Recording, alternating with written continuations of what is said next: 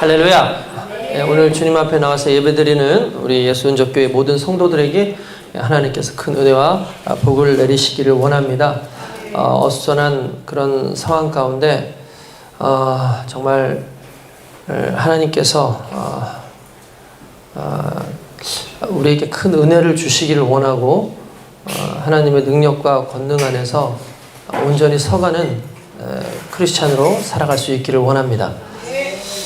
지난 한 주에 정말 어마어마한 사건들이 일어나서 마음이 상당히 무겁고 참담하고 상당히 분노가 나고 여러 가지로 참 힘든 그런 한 주를 지내고 있는 것 같습니다.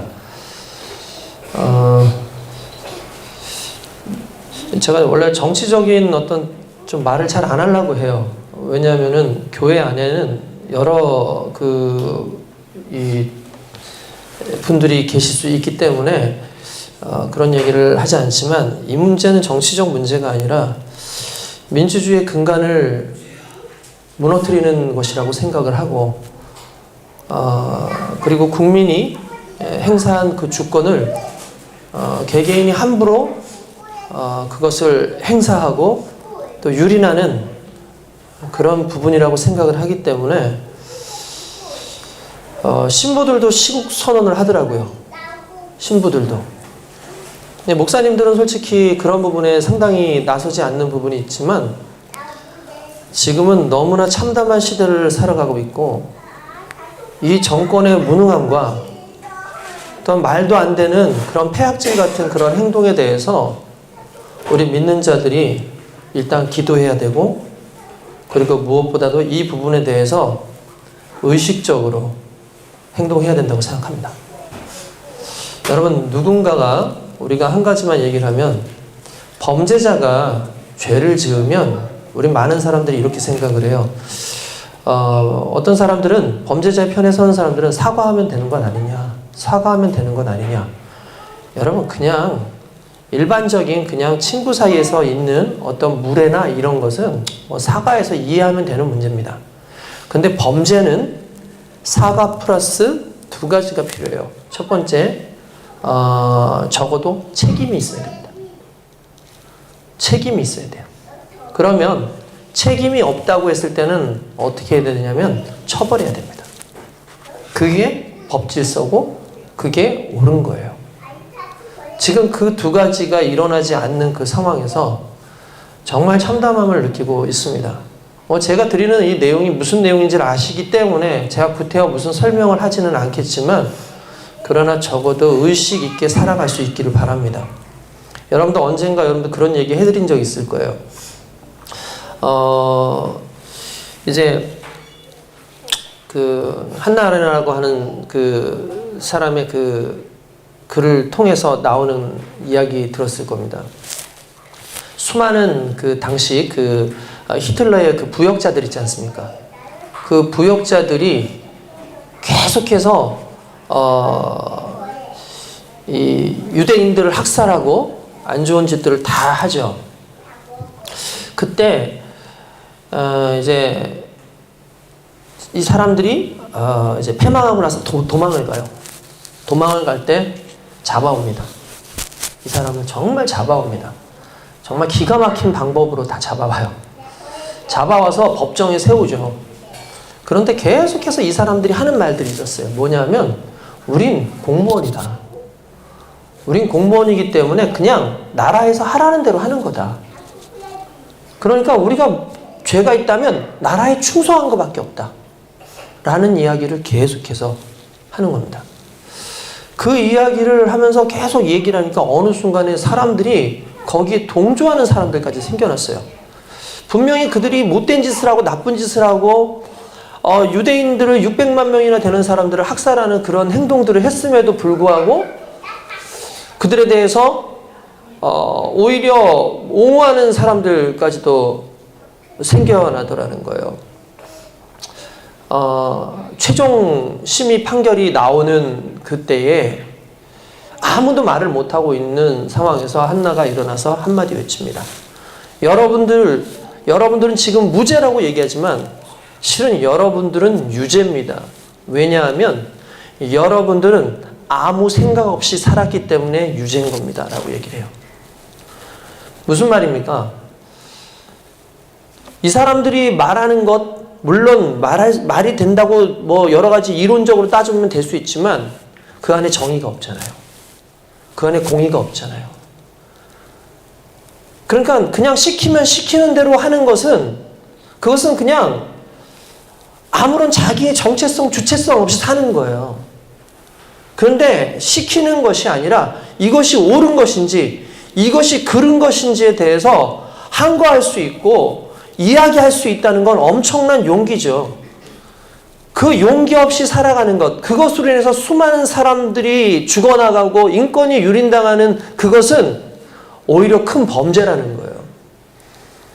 여러분, 특별히 저는 믿는 사람들한테 그 이야기를 하고 싶어요. 다른 사람들은 몰라도 우리 믿는 사람들한테는 하나님의 정의가 있고 우리 믿는 사람들에게는 하나님께서 기뻐하시는 것이 무엇인지를 알 수 있는 복음의 능력이 있습니다.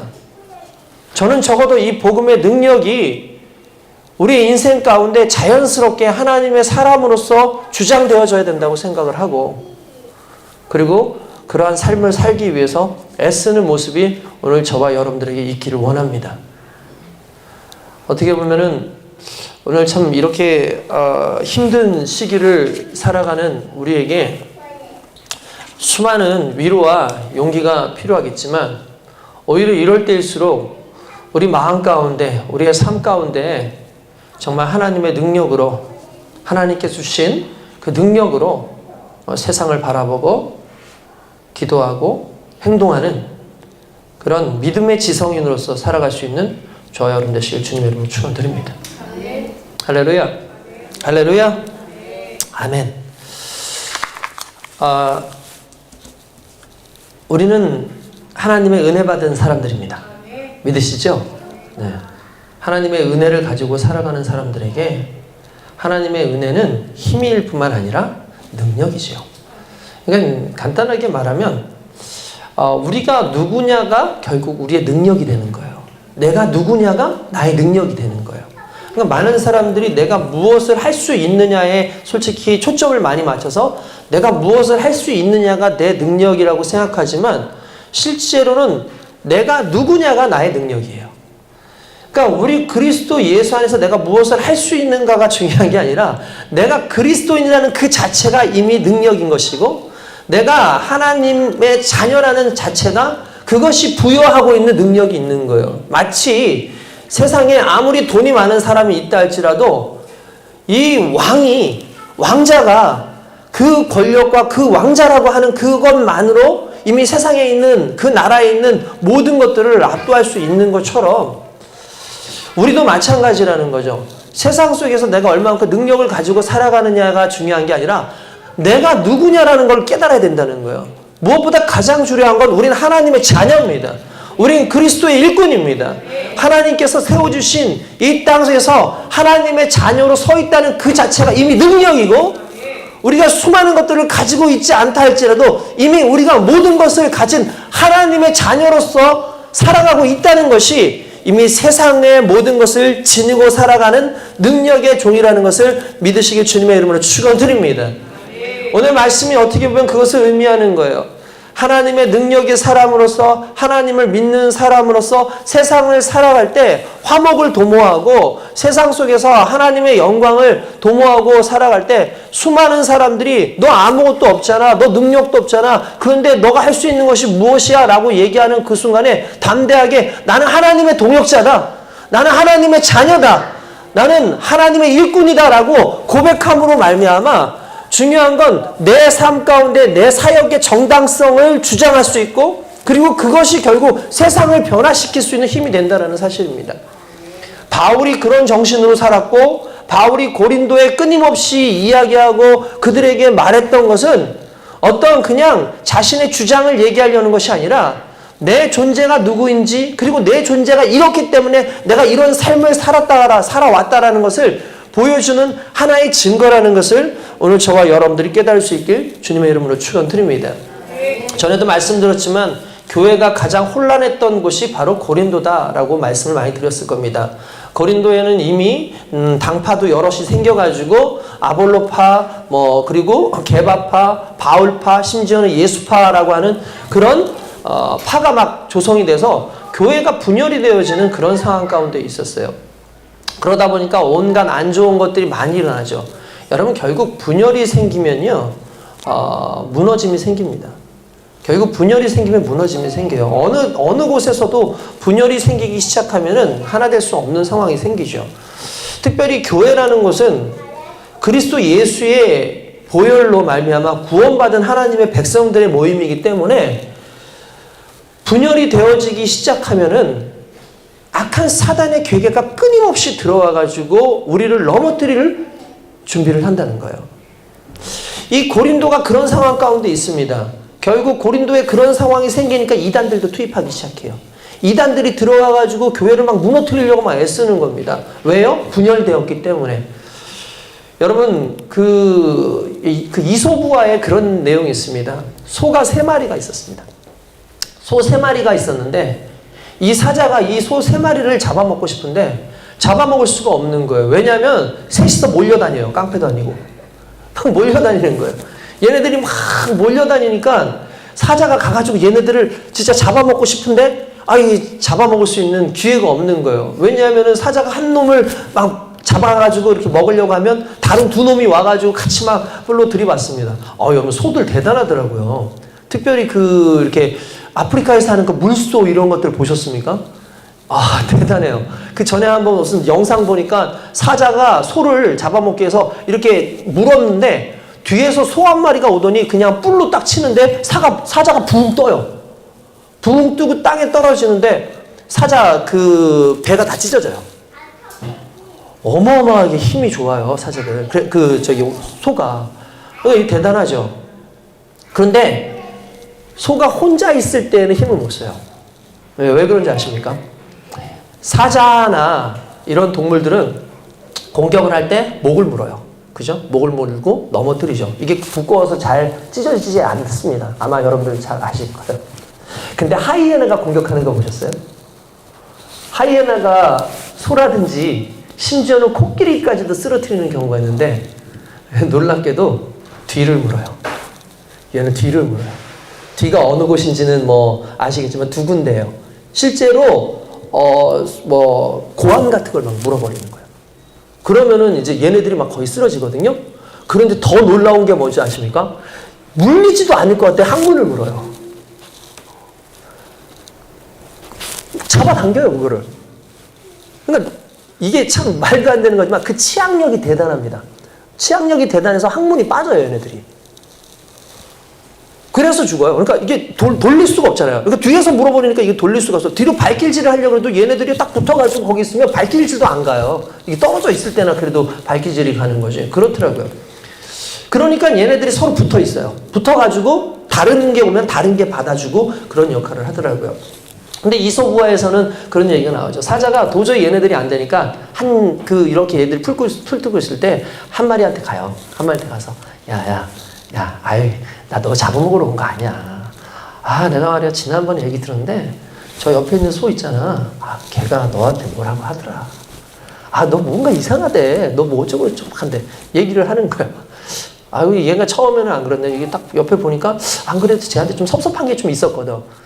그런데 또 갑자기 이소부화예요. 그러니까 사자가 또 이쪽 애가 풀 뜯고 있을 때 가서 쟤 한번 봐봐. 쟤 지금 너 어떻게 하고 있냐? 쳐다보고 있지. 쟤 왜 쳐다보는 줄 알아? 너한테 기분 나빠해.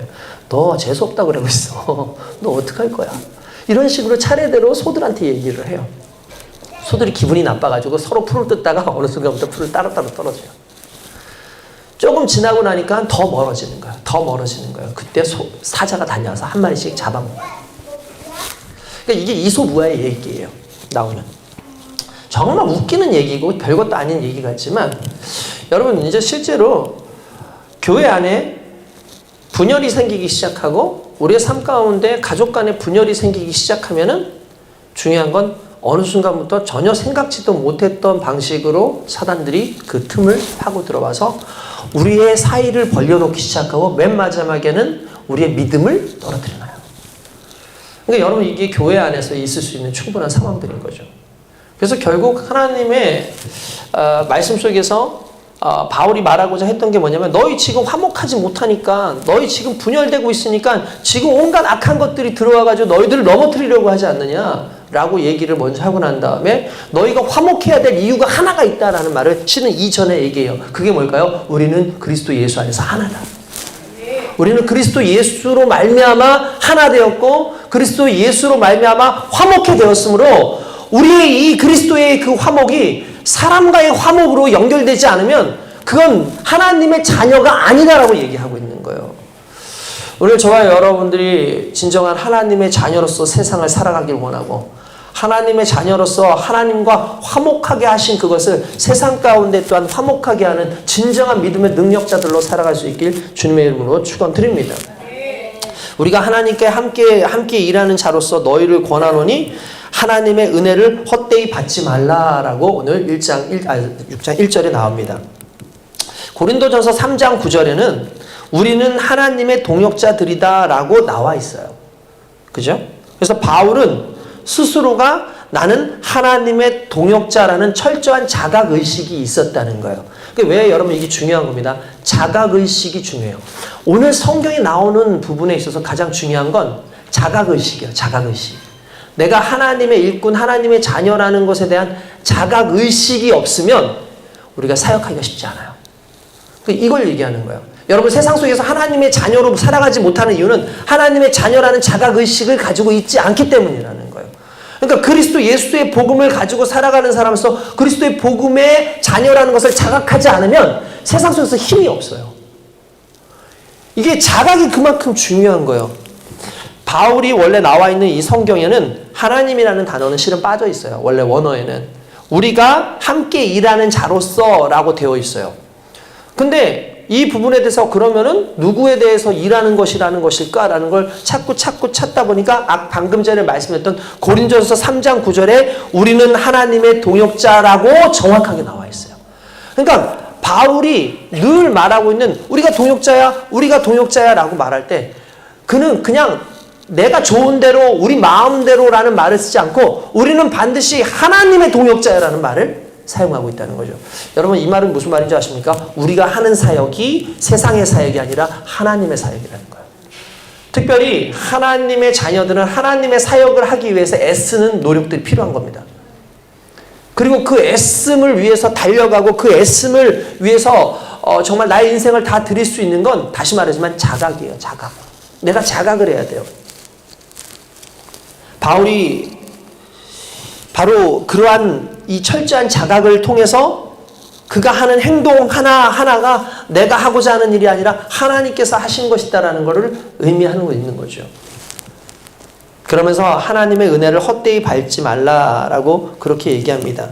과거에 바울이 고린도전서 15장 10절에 자신의 현재 상태를 필요하면서 내게 주신 그의 은혜가 헛되지 아니하여라는 말을 해요. 그게 무슨 말이냐면 이건 고린도 교인들이 11절 4절에 고린도전서 11장 4절에 언급된 다른 복음과 연루되어 복음의 진정으로 드러내고자 하는 삶이 곧 자신이 아닌 그리스도를 위한 삶이어야 되는데 오늘날 사람들이 하나님의 자녀가 되었고 하나님의 동역자가 되었음에도 불구하고 하나님의 동역자가 되었다는 건 은혜 받은 사람이라는 것을 의미한데도 불구하고 하나님의 동역자로 살지 않고 나 자신을 위한 삶을 살아가고 있다는 거예요. 그걸 보고 뭐라고 하냐면 은혜를 헛되이 받은 자라고 얘기하는 거예요. 우리는 그리스도의 복음으로 말미암아 구원받은 자 아닙니까? 우리가 구원을 받고 그 구원받은 하나님의 자녀라는 것을 깨닫고 살아가는 사람들은 그 행동 속에서 삶이 달라요. 그러니까 나를 위해서 나의 어떤 부귀영화를 위해서 살아가는 존재가 아니라 그리스도의 복음을 나타내고 그리스도의 복음으로 살아가는데 그리스도의 복음으로 살아가지 않고 세상 사람들이 추구하고 있는 그 세상의 그 질서대로 살아가고 있는 그것이 결국 은혜를 헛되이 받고 있다는 것을 반증하고 있다는 것을 의미하는 겁니다. 오늘 저와 여러분들의 삶이 그리스도의 복음의 삶이길 주님의 이름으로 축원드립니다.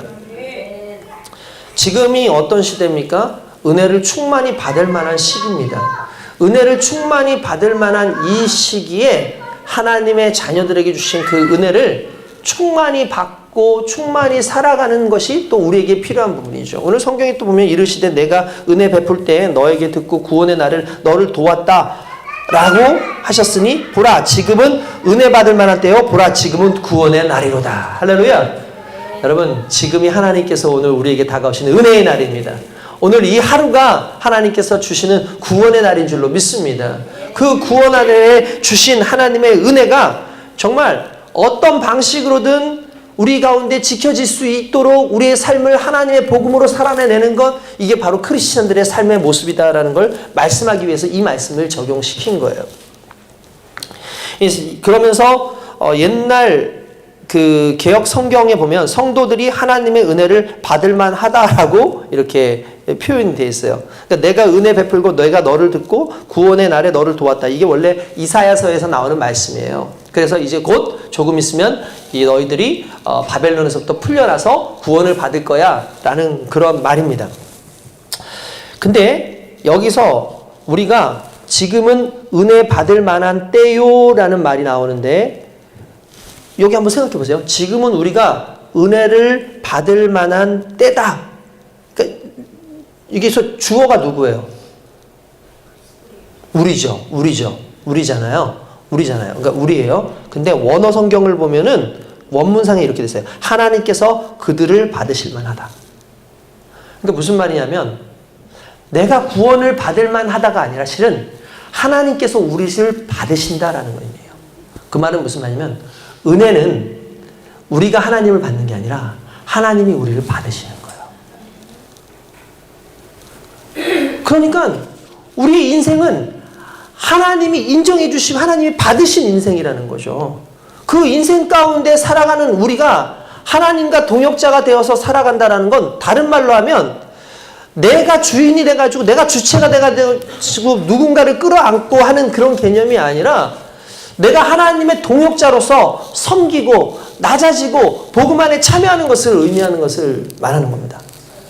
여러분 그래서 3절에 보면 우리가 이 직분이 비방을 받지 않게 하려고 무엇이든지 아무에게도 거리끼지 않게 하고 라고 이야기를 합니다. 이 말이 무슨 말이냐면 내가 동역자 의식이 있어야 된다 그랬죠. 그 동역자에 대한 자각 의식이 있어야 된다 그랬죠. 왜냐하면 우리가 스스로 한 것이 아니라 하나님께서 우리를 받으셨기 때문에 하나님의 받으신 자로서 내가 주인이 아니라 주체이신 그 하나님의 영광을 구하고 하나님께서 주신 그 복음 안에서 은혜를 가지고 살아가는 사람이기 때문에 이 하나님의 복음을 이제는 내가 증거할 의무가 있는 거예요. 근데 증거해야 되는데 함부로 증거하지 않기 위해서 우리 스스로를 낮추는 작업이 있어야 된다는 걸 의미하는 거예요. 여러분 보시면 알겠지만 우리가 지난번에도 바울이 가졌던 자세에 대해서 이야기를 했었습니다. 여러분 바울이 가졌던 자세가 어떤 자세냐면 낮은 자의 자세였어요. 낮은 자의 자세. 정말 낮은 자세였습니다. 누가 뭐라 그래도 바울은 너무나 낮은 자세로 했어요. 왜 저렇게 낮은 자세로 저렇게 하나? 어떻게 저렇게 낮은 자세로 이렇게 할 수 있냐라고 생각을 할 수가 있습니다. 그런데 한 가지 중요한 건 뭐냐면은 바울이 첫 번째 전에도 생각나실 거예요. 돈을 받지 않아요. 그죠? 돈을 받지 않습니다. 와이프를 데리고 다니지 않습니다.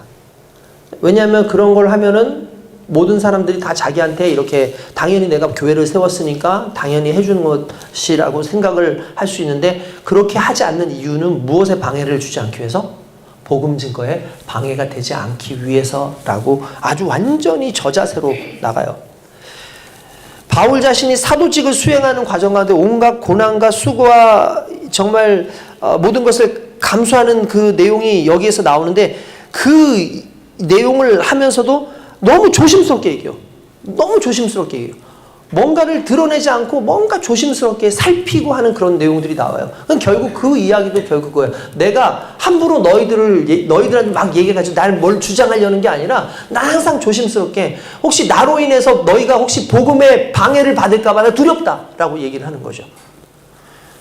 이게 중요한 겁니다. 이게 정말 중요한 겁니다. 우리가 그리스도의 복음을 증거함에 있어서 가장 중요한 건 낮아지는 거예요. 낮아져야 돼요. 철저히 낮아져야 돼요. 그래서 내가 안 보이고 그리스도만 보이게. 내가 안 보이고 그리스도의 복음만 드러날 수 있도록 낮아지는 게 너무나 중요한 겁니다. 오늘 저와 여러분들이 그런 삶을 좀 살기를 원합니다. 우리 예수 그리스도께서 우리에게 보이신 이유는 낮아지셨기 때문이에요. 우리 눈에 보이지 않는 하나님께서 우리 눈에 정말 우리가 들을 수도 없는 그 하나님의 목소리고 하나님의 모습을 우리가 볼 수 있도록 낮아지셨기 때문에 우리가 그분을 경험할 수 있는 것처럼, 마찬가지로 그리스도의 복음은 내가 낮아지고 내가 엄격하게 나를 완전히 내려놓는 그 상황 속에서 그리스도를 바라볼 수 있는 거거든요.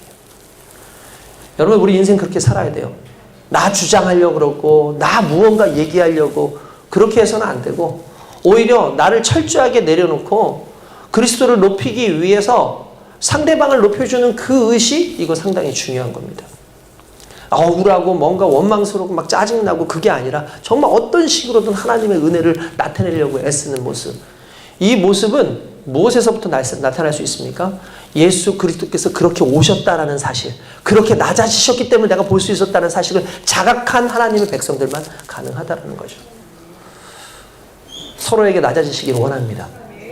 우리 교회 성도들이 서로에게 좀 낮아졌으면 좋겠습니다. 그래서 여러분 한 사람 한 사람을 보면서 여러분들을 통해서 여러분들 안에서 그리스도 예수가 보여질 수 있기를 원합니다. 정말 그게 너무나 중요하죠. 어제 그 사과문을 이렇게 봤어요. 사과문을 이렇게 냈더라고요. 근데 이제 대통령이 사과문을 냈는데 사과 같지 않았어요. 그냥 제 느낌은 그래요. 사과 같지 않았어요. 그러니까 어쩔 수 없이 하는 말 같았어요. 수많은 사람들이 뭐 이런저런 이야기를 해요. 근데 여러분, 진정한 사과는 그런 것이 아니잖아요. 여러분 생각을 해보세요. 정말 미안해. 그런데 너도 좀 그렇잖아. 이거 사과 아닙니다. 그렇잖아요. 아, 고마워. 진짜 고마워. 고맙기는 한데 그래도 좀 이거는 그렇지 않아? 이거 고마운 거 아니에요. 그죠? 100%의 사과와 100%의 고마우면은 자기를 변명하지 않습니다. 토달지 않습니다. 완벽하게 내려놓습니다. 복음을 증거하는 자세가 실은 그런 자세여야 돼요. 내가 드러나지 않고 그리스도만 좀 드러나는 그런 자세. 우리가 그렇게 되기까지 하나님께서 우리를 연단시키는 과정들이 있고, 그 연단시키는 그 과정 속에서 내가 깨어지고 내 안에 감추어진 그리스도가 드러나는 것, 그게 마치 옥합이 깨어질 때 마치 옥합 속에 있었던 그 향유가 나오면서 향기가 진동을 하는 것처럼, 우리의 인생도 내가 깨어지고 내가 낮아지고 내가 나를 주장하지 않는 그 상황에서 그리스도의 복음의 향기가 드러날 수밖에 없다는 사실, 이 사실을 오늘 저와 여러분들이 있길 원합니다. 어제 제가 저희 어머님 바로 다음 주에 팔순잔치에 또 제가 가게 됐어요. 그러니까 갔다기보다도 이 팔순잔치를 제가 주도했어요. 저희 그 지방회에 목사님 한 분이 계시는데, 그 여자 목사님이신데, 그 목사님이 오래전부터 저하고 아는 목사님이에요. 어떻게 알게 됐냐면은, 제가 이제 신설동에서 살았지만 또 이제 용두동으로 이사를 가서 또 살았었는데, 그때에 제가 다니던 교회에, 제가 신학교 때 다니던 그 시절에 그분이 우리 그 지역의 소교구장으로 오셨어요. 전도사로 오셨던 거예요. 제가 그분을 알기 때문에 평소에 이제 그냥 대충 어떤 분인지만 그냥 알았지, 그분에 대해서 전혀 몰랐어요. 그분에 대해서 전혀 몰랐다가, 이분이 아주 강단이 세요. 엄청나게 강단이 세요. 교구 이름이 용두동이니까 무슨 교구라고 해야 돼요? 용두, 제기동이면 제기교구가 해야 되잖아요. 근데 이분이 당회가 아니고 그 대교구실에 가서 대교구장님한테 얘기를 한 거예요. 목사님, 예. 용두가 뭡니까, 용두가? 용대가리. 용두가 뭡니까, 용두가? 당시만 해도 용 그러면 이제 마귀 이런 거 생각하고 막 그러잖아요. 그러니까 용두가 뭡니까, 용두가? 그리고 제기교구라 그럴까요? 아니, 제기가 뭡니까? 여러분들 아시지만 제기가 뭡니까? 예, 제사 지내는 그 도구들이에요. 그게 제기예요. 그러니까 용두동, 제기동 하면 자기가 생각하기에 마귀가 묵은 거래. 그래서 이거를 왜 얘기하느냐. 여러분, 제기동이 어떤 곳이냐면은 그런 거예요. 왕들이 1년에 봄이 되면은 전농동이니까 전답이 있잖아요. 전답에 있는 전농동에 가서 농사를 직접 지어요. 자기들이. 농사를 짓고 난 다음에 어디로 가냐 하면은 그 전농동에서 제기동으로 가요. 그러면 제기동에 이렇게 제기 놓는 곳인데 그걸 선논단이라고 얘기해요. 선논단. 그러니까 농사를 짓고 나면 거기서 제사를 드리는 거죠. 그래서 사람들이 거기서 이제 그 왕이 제사를 드리는데 일을 하다 보니까 너무 배가 고프니까 어떻게 하느냐? 거기에서 소를 잡아요. 소를 잡아가지고 잡은 소를 가지고 사골을 끓이고 국을 만들어요. 며칠 동안 있는 거예요. 그래서 국을 끓여요. 그래서 나온 음식이 뭘까요? 설렁탕이에요. 설렁탕이 그렇게 해서 나왔어요. 네. 근데 어쨌든 아무튼 그랬대요. 그러니까 어쨌든 그 제기가 마련되어 있는 곳이 제기동입니다. 네. 저는 거기서 많이 놀았어요. 그 집에서 가까워가지고 그 제기동에 가가지고 괜히 이제 어렸을 때 지금은 이렇게 잘 관리를 했는데 그때는 잘 관리를 안 했더라고. 그래서 제가 그냥 무덤에서 막 그냥 둥글기도 하고 막 놀기도 하고. 그럼 이제 뭐 비석 같은 거 서 있는데 그 비석 앞에서 이제 막 그냥 비석에다 이렇게 막 쳐가지고 이렇게 돌 던지기도 한번 해보고 막 그랬었는데 제가 그때부터 좀 뭔가 보이는 거죠, 그죠? 막 무시하고. 그래서 어쨌든 그분이 이거 이름 바꾸자. 새롭게 한번 좀 일어나보자. 신설교구. 해가지고 신설동은 맨 끝에 있는데 이쪽에 있고 용두동 있고 제기동 있는데 용두동 제기동이 아니라 신설동이라고 이름을 해서 신설교구라고 이름을 지었던 분이 그분이에요. 그래서 이제 이름을 해서 제가 그 기억을 해요. 그러다가 그분을 잊고 살았어요. 왜냐하면 여의도 순복음교회는 이제 빨리빨리 딴 데로 가잖아요. 이제 저희 교육자들 다른 데로 이제 전출을 가거든요. 그러다가 그분을 잊고 살았는데 제가 그 임원을 할 때 총무였을 때 한 10년 전이었던가요? 10년 전이에요. 총무였을 때 우리 지방으로 어떤 교회가 온다 그래서 그 교회가 어디냐 그랬더니 러시안 순복음교회라는 거예요. 그래서 그 러시안 순복음교회가 러시안 순복음교회가 왜 우리 이쪽으로 러시아로 안 가고 그랬는데 여의도 순복음교회에서 러시안 사람들 있잖아요. 흔히 말하는 고려인들 카자흐스탄이나 우즈베키스탄. 그래서 그걸 소련 선교회 했더라고요. 옛날에 소련 선교회. 소련 선교회에 있었던 사람들을 이제 거기에 이렇게 있었는데 그분이 그쪽에 들어가고 또 다른 곳에 들어가면서 이렇게 소련 선교, 카자흐스탄 이런 선교에 대한 눈을 뜨신 거예요. 왜냐면 은퇴를 하셨어요. 이후에 은퇴를 하시고 55세 때 은퇴를 하시고 난 다음에 그 다음부터는 그 카자흐스탄, 우즈베키스탄 그런 데 가가지고 사람들한테 복음을 증거하고 막 그렇게 하시다가 한국에 와서 그것도 딱 여의도 순복음교회 앞에다가 러시안 교회를 세우신 거예요. 그래서 핍박을 엄청 많이 받았대요. 왜 우리 교회 앞에서 그 예배를 드리려고 그러냐. 그러니까 이 사람들이 어떤 사람이면 그 교회에 적응하지 못하고 여의도 순복음교회에서 적응하지 못한 그런 사람들을 이 목사님이 끌어가지고 거기다 교회를 세우신 거예요. 그래서 수많은 사람들이 거기 와가지고 예배를 드리는 거죠. 근데 우리 지방에로 제가 꼭 오시라고. 목사님 딱 보니까 그분인 거야. 목사님 반갑다고 우리 교회 오시라고. 제가 진짜 왜냐면 저희 어머니랑도 친하고 또 저희 어머님 친구 권사님하고 또 친해서 이렇게 세 분이서 이렇게 교제하시는 걸 제가 알거든요. 그래서 제가 그 목사님을 초대해가지고 교회에서 이렇게 우리 지방에 있게 했어요. 여자 목사님이시고 연세가 있으신데도 그 당당함이 대단합니다. 너무너무 대단한 거예요. 그런데도 그 성도들에 대한 사랑을 강압적으로 사랑하는 게 아니라 그들을 끌어안고 그들을 다독거리고 막 그러는 거예요. 그래서 제가 목사님한테 목사님 참 대단하십니다. 자 말도 제대로 안 타는 저 사람들을 저렇게 끌어안고 이 사람들이요 목사님을 너무 좋아해요. 어저께 팔순잔치를 했는데 저는 솔직히 그분 많이 오지 않을 거라 생각했는데 성도들도 올 뿐만 아니라 그 사역을 했었던 사람들까지 다 이제 같이 와가지고 같이 예배드리고 막 이렇게 하는 거예요. 그래서 제가 이분에 대해서 어떻게 알게 됐냐면 참 이렇게 사역을 잘하시는 걸 보니까 참 대단하다. 이렇게 또 겸손하게 잘하시는 걸 보니까 참 대단하다라고만 생각을 했는데 제가 이분 영상을 만들기 위해서 이분 영상을 만들어서 그분을 만났어요. 근데 이분의 내용이 참 스펙타클합니다. 대단합니다. 기구합니다. 왜냐하면 이분은 유복하게 자랐어요. 처음부터. 그 대구에서 사셨는데 유복하게 자랐는데 어떻게 자랐냐면 아버지가 공무원인데 난 몰랐는데 중앙정보부에 있었던 사람이더라고요. 당시에 그냥 뭐 중앙정보부 하면은 나라는 새로 떨어뜨리는 그런 시대 아닙니까?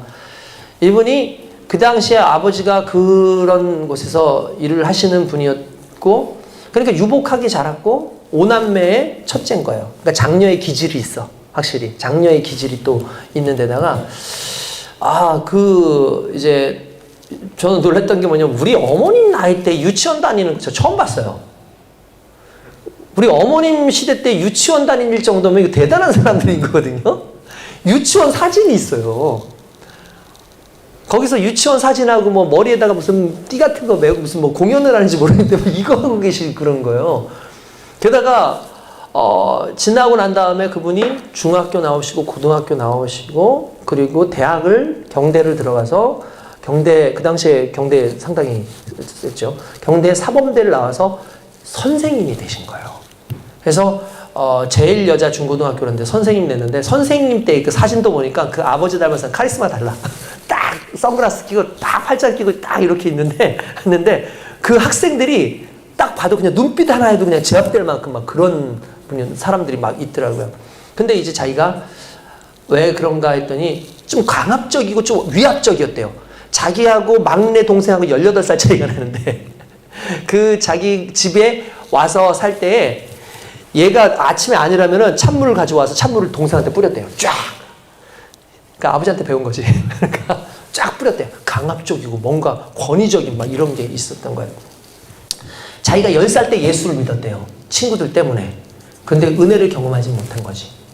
그러다가 결혼을 해가지고 자녀를 낳고 서울로 왔어.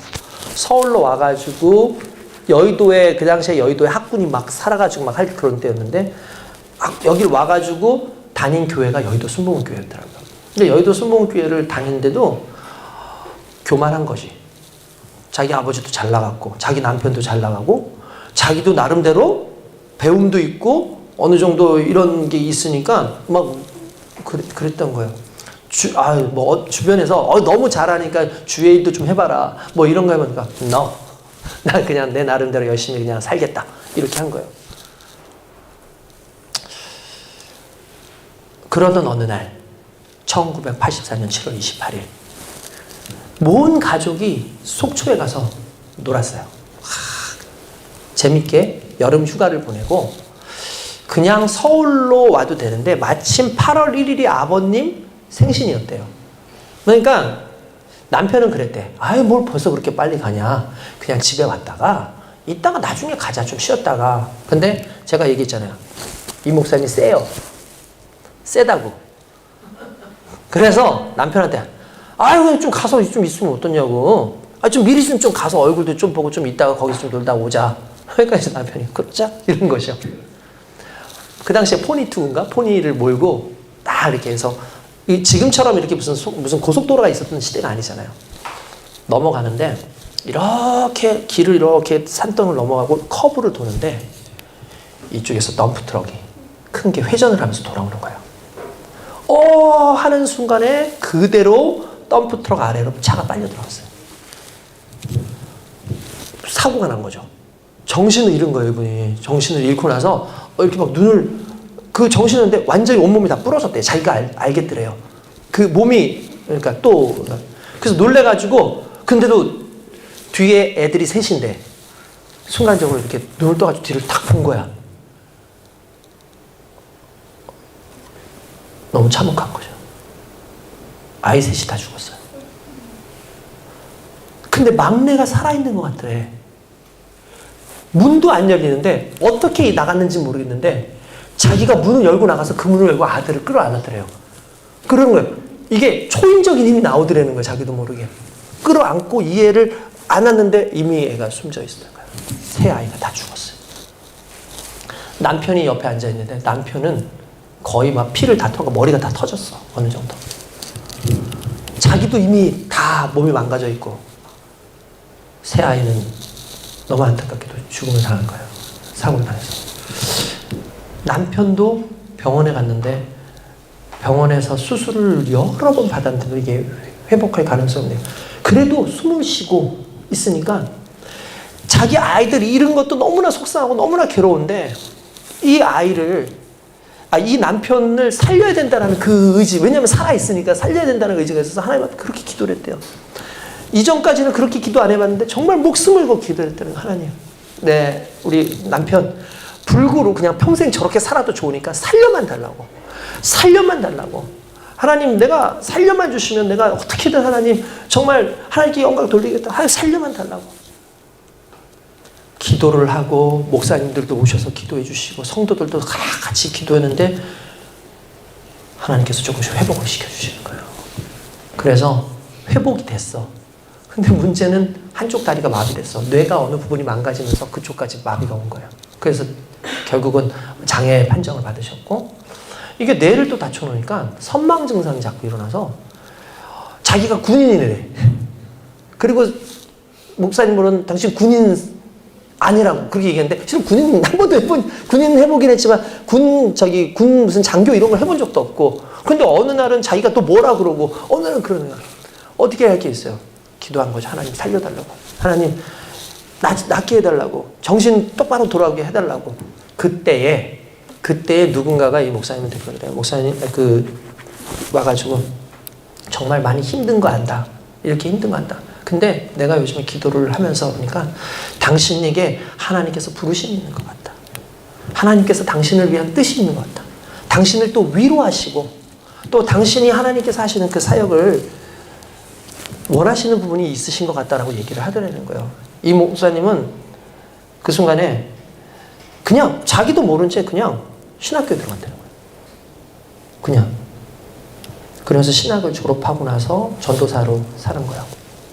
근데 시간이 지나면서 남편이 회복이 됐어. 더 놀라운 건 남편도 함께 신학을 했어요. 신학을 하고 나와서 간증하던 사진이 이렇게 있더라고요. 목사님 그러면 자기 죽어라 열심히 일했대요. 죽어라 열심히 일했대요. 지금까지 자기가 정말 행복했다고 생각했고 자기가 모든 걸 다 가지고 있었다고 생각했고 내가 권력도 있고 능력도 있고 힘도 있고 3명의 자녀도 있었다고 생각을 해가지고 자기는 예수님은 둘째치고 세상 속에서 뭔가 떵떵거리면서 살 수 있을 것 같고, 서울에 온 이유도 아이들 학군 때문에 대구에서는 서울대 못 보낼 것 같아서 여기 와가지고 공부를 시켜가지고 내가 서울대 보내고 싶다고 해서 애들을 막 그렇게 막 강압적으로 막 공부까지 시켜가면서 애들을 데려왔다는 거예요. 근데 한순간에 모든 걸 다 잃어버리는 거예요. 근데 더 놀라운 건, 물론 다 일반화할 수는 없습니다. 자기에게거든요. 자기는 만약에 그 상황이 아니었다면 절대로 하나님 앞에 더 깊이 들어가지 않았을 거래요. 복음 안에 더 깊이 들어가지 않았을 것 같아요. 그 시련과 그 아픔이 있었지만 어쨌든 그것을 통해서 하나님께서 자기를 사용하시는 그 부분을 통해서 끝까지 견디면서 했는데 그런 얘기예요. 자기가 열심히 하지 않을 수 없었다. 왜냐하면 자기가 열심히 하지 않을 때마다 자꾸 생각이 나는 거예요. 이런 모든 아픔들이 생각나는 거예요. 그 아픔들이 언제 기억에서 지워지냐 하면은 복음을 증거하면서 많은 사람들을 끌어안고 위로하고 할 때마다 그때마다 하나님께서 자기에게 위안을 주시는 것을 오히려, 그래서 이거지. 내가 너를 사역자로 세운 것은 너의 사역을 위해서가 아니라 정말 미쳐 죽을 수밖에 없는 너로 하여금 너가 얼마나 존귀한 존재인지 이런 어려움 가운데 이 환난 가운데에도 네가 살아갈 수 있도록 너에게 오히려 사명을 주고, 네가 오히려 생명의 가치, 행복의 가치가 단순히 물질적 가치가 아니라 저 영적인 가치 속에 있다라는 것을 더 깨닫게 하기 위해서 어떻게 보면 너가 이 사역을 감당할 수 있도록 내가 너를 불렀다는 거죠. 고난이 있습니다. 고난이 있으면 위로해줘야 되고 무언가 일로부터 방치시켜야지 그 사람을 위로해주는 것 같지만 실은 그것이 아니라 고난 가운데 오히려 주의 일을 감당하고 힘든 가운데 오히려 주님을 더 붙잡고 정말 어려운 상황 때 사명을 붙잡고 살아가는 것이 하나님께서 우리에게 주시는 위로고 우리에게 능력이고 우리의 힘이라는 거예요. 제가 얼마나 그런지 어제 영상을 하는데 모든 성도들이 다 울어요. 왜 그런지 아십니까? 아무도 몰랐대요. 심지어 40년 동안 교제를 하셨던 장로님이 이 영상을 보고 처음 알았대요. 목사님이 그런 아픔이 있는지 처음 알았대요. 이 목사님도 막 울고. 왜냐하면 죽은 사람 같지만 죽은 사람 같지 않고, 무명한 사람 같지만 유명한 사람이고, 정말 고난당하고 있는 사람 같은데 고난당하지 아니하고 정말 그렇게 살아가는 것처럼 보여요. 누구의 힘으로? 그리스도 예수의 힘으로, 그 능력으로, 담대함으로.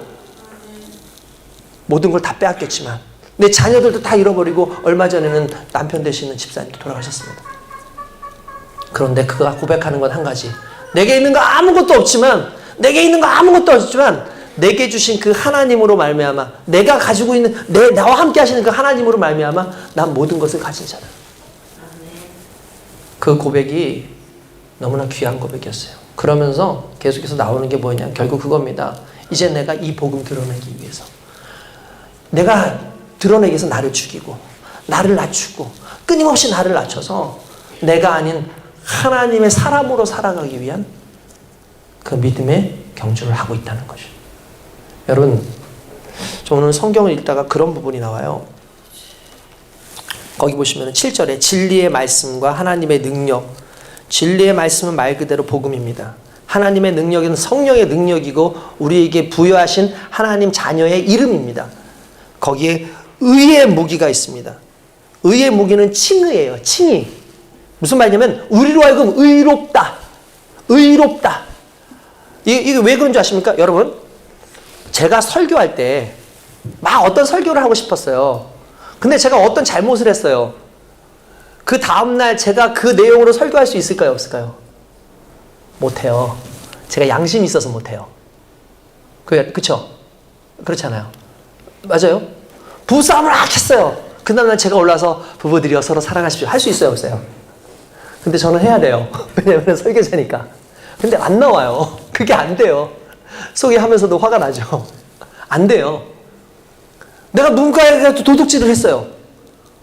뭐 엄마 아빠가 뭐 그냥 주일날 저녁에 술 대판 먹었다 칩시다. 그래놓고 아이들한테 야 너 술 먹지 마. 너 빨리 나서 교회 가야지 라고 한다고 생각합니다. 이거 말하기가 쉽지 않아요. 왜 그렇습니까? 찔려요. 그러니까 그냥 그래 뭐 그냥 내가 알아. 그리스도 예수를 믿어야 됩니다. 복음을 믿어야 됩니다. 하나님의 은혜의 자녀가 되어야 됩니다라고 말할 수 있는 사람은 누군 줄 아십니까? 하나님의 의를 경험한 칭의에 의해서 하나님의 자녀가 된 사람이 그렇게 얘기할 수 있는 거예요. 무슨 말이에요? 죄의 문제가 해결된 사람들. 우리가 그런 사람으로 살아야 되는 거예요. 그래서 하나님께서 그렇게 해주셨어요. 무엇으로? 복음으로, 성령의 능력으로 우리로 하여금 의롭다 하셨어. 나는 분명히 의롭지 않아. 나는 분명히 죄가 있어. 근데 하나님께서 죄 없대. 너 의인이래. 아니 저 의인 아닌데요? 너가 의인이라서 의인인 게 아니라 내가 너를 의롭게 했어. 그러니까 담대하게 살아가. 깨달은 거죠. 아, 그리스도 예수와 함께하고 있으면 나는 의인이구나. 그리스도 예수와 함께하면 내가 능력의 사람이구나. 할렐루야. 그렇습니다.